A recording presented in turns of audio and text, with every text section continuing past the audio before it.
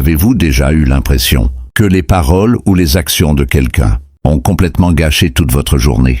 C'est frustrant, n'est-ce pas? Une remarque désagréable, un geste irréfléchi, ou même un simple imprévu, et votre calme disparaît. Vous pensez, pourquoi m'ont-ils fait ça? Mais voici la vérité, une vérité stoïcienne libératrice. Personne n'a le pouvoir de contrôler vos émotions, sauf si vous leur donnez ce pouvoir. Imaginez pouvoir rester imperturbable, calme et solide, peu importe ce que la vie ou les autres vous lancent. Ce n'est pas de la pensée magique, c'est la maîtrise émotionnelle. Dans ce voyage, nous allons explorer 10 leçons pour arrêter de réagir impulsivement, pour se libérer de la colère et pour reprendre le contrôle total de votre paix intérieure. Préparez-vous à débloquer le secret de la liberté émotionnelle avant de commencer. Si ce sujet vous parle, abonnez-vous maintenant et activez la cloche pour ne jamais manquer une seule leçon de vie. C'est parti. Leçon 1. Comprenez que vos réactions sont votre choix. C'est la fondation de tout. Imaginez une journée paisible. Vous sirotez votre café et soudain, quelqu'un vous insulte. Votre calme s'évapore, remplacé par la colère et la frustration. Vous blâmez la personne. Mais la vérité, c'est que la responsabilité est vôtre. Vos émotions sont votre jardin, et vous seuls décidez quelles graines y pousseront. Le monde peut vous lancer des défis, mais vous êtes le seul à décider comment y répondre. Pensez à ce concept puissant. Entre le stimulus et la réponse, il y a un espace. Dans cet espace se trouve notre pouvoir de choisir notre réponse. Et dans notre réponse réside notre croissance et notre liberté.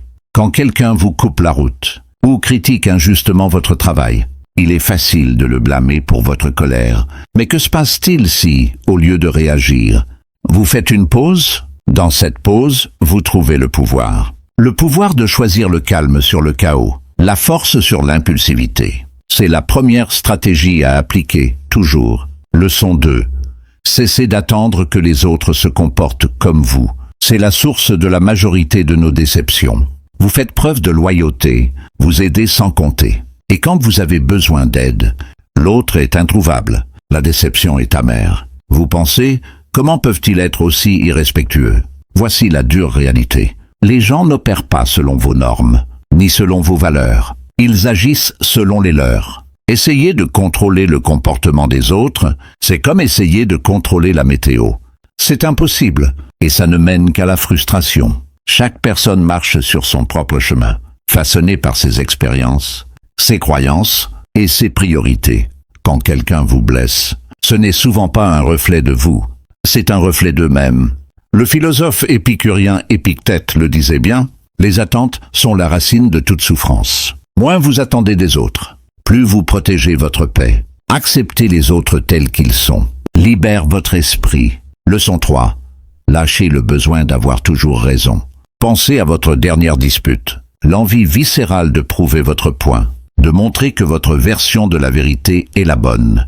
Nous nous accrochons à cela comme à une bouée de sauvetage. Mais ce besoin d'avoir raison est épuisant et totalement inutile. Il provient souvent d'une profonde insécurité, comme si se tromper menaçait notre identité ou notre valeur. Mais si vous pouviez aborder le désaccord avec curiosité au lieu de défensive, la question à vous poser est: préférerais-je avoir raison ou être en paix? Souvent, notre insistance à gagner l'argument endommage nos relations et alimente notre propre frustration.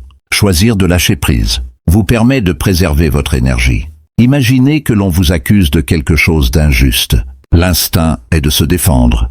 Mais demandez-vous, est-ce que cela vaut mon énergie de prouver le contraire? Cet argument va-t-il changer quelque chose d'important dans ma vie? Dans la majorité des cas, la réponse est non. Lâcher le besoin d'être parfait ou d'être le vainqueur, c'est choisir la liberté sur l'orgueil. Leçon 4. Cessez de laisser les mots des autres définir votre valeur. Vous partagez une idée passionnante, et quelqu'un l'interrompt avec un commentaire sec et dédaigneux. Votre confiance s'effondre. Pourquoi? Parce que nous laissons trop souvent les paroles des autres définir la façon dont nous nous percevons. Votre valeur n'est pas déterminée par leur opinion.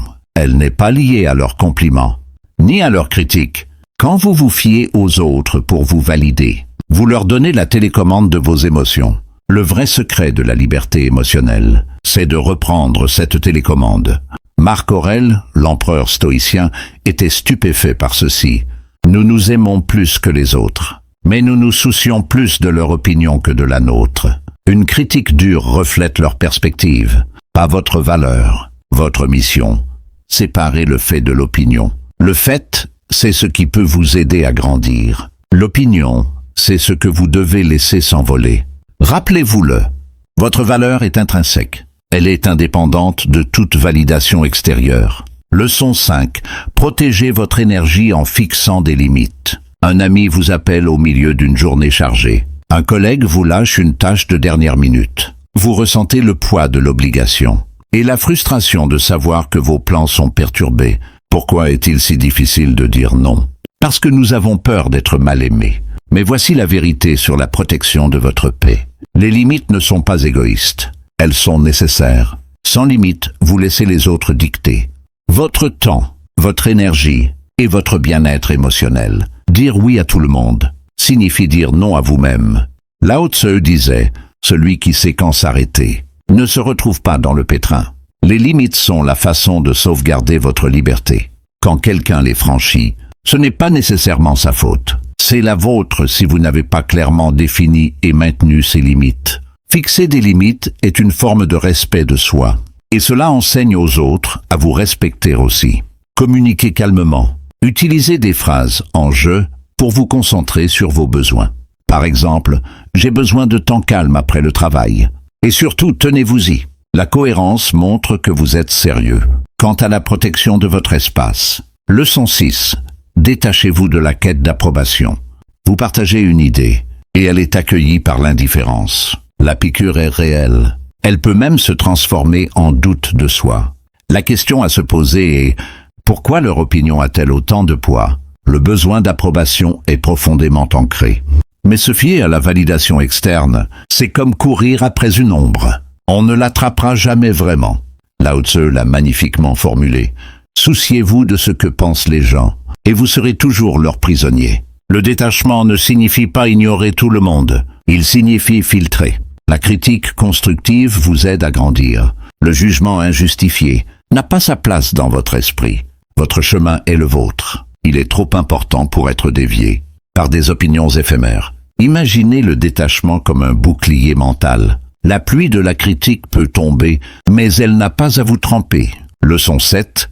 Répondez par le silence, non par la colère. Vous êtes dans une dispute enflammée. Quelqu'un dit quelque chose de provocateur. Vous sentez la colère monter. Votre instinct est de riposter. Mais si au lieu de réagir, vous ne disiez rien, le silence est l'outil le plus puissant. Face à la négativité des autres, répondre par le silence, ce n'est pas concéder. C'est choisir le calme sur le chaos. Ce n'est pas une preuve de faiblesse. C'est une preuve de force. Celle de valoriser votre paix plus que le besoin de riposter. Marc Aurèle disait « La meilleure réponse à la colère est le silence ». La colère a besoin de carburant pour brûler. Le silence la prive de ce carburant. Il brise le cycle de la négativité et protège votre bien-être. Le silence envoie un message clair. Je ne laisserai pas votre comportement me contrôler. Il vous offre l'espace nécessaire pour réfléchir, pour réévaluer et pour répondre de manière réfléchie. Plutôt qu'impulsive, souvent le silence dit plus que les mots n'auraient jamais pu le faire. Leçon 8. Pratiquez la gratitude pour dissoudre la colère. Vous passez une mauvaise journée.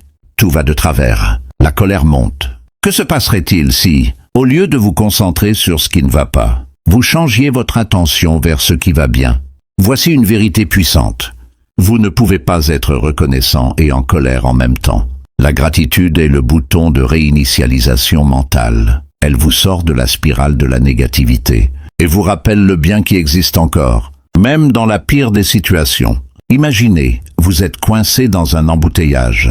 Au lieu de fulminer contre les autres conducteurs, respirez profondément et pensez à 3 choses pour lesquelles vous êtes reconnaissant. Peut-être la musique à la radio, le fait d'avoir une voiture ou l'opportunité qui vous attend. Ce simple changement peut transformer votre état émotionnel. La gratitude ne dissout pas seulement la colère, elle construit la résilience. Elle favorise la patience. Elle est l'outil que vous pouvez utiliser partout pour protéger votre paix. Faites-en une habitude quotidienne. En cas de crise de colère, demandez-vous simplement De quoi puis-je être reconnaissant en ce moment?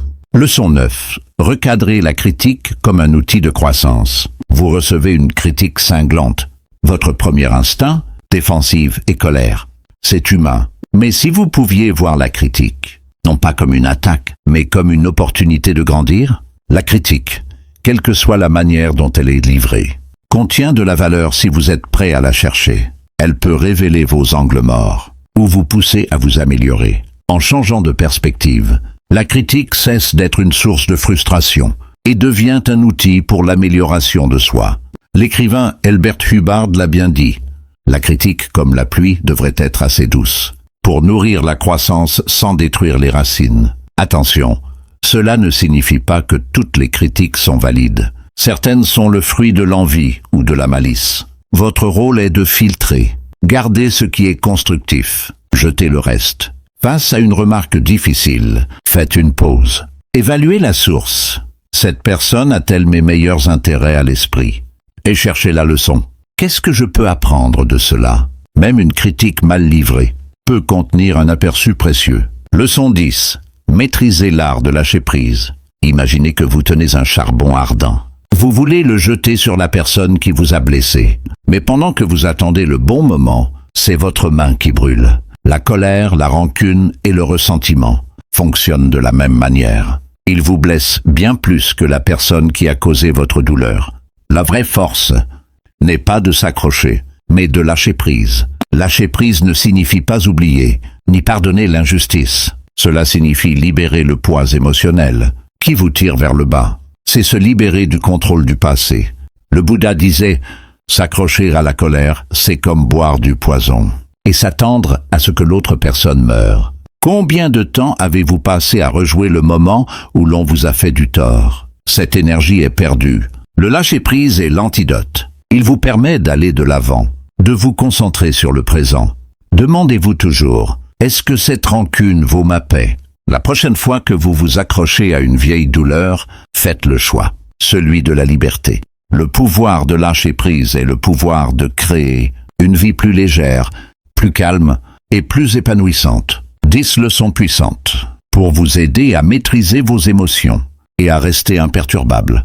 Peu importe ce que la vie vous réserve, ce ne sont pas seulement des idées, ce sont des outils que vous pouvez utiliser chaque jour pour protéger votre paix, pour bâtir votre résilience et pour prendre le contrôle de vos réactions.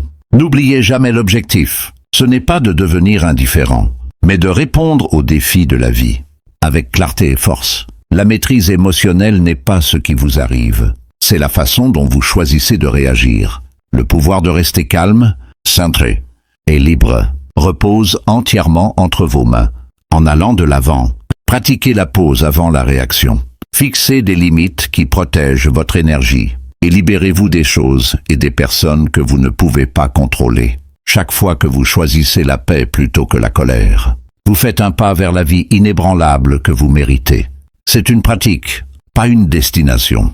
Alors continuez à vous montrer, restez attentif et continuez à devenir plus fort chaque jour. Prenez soin de vous et restez imperturbable.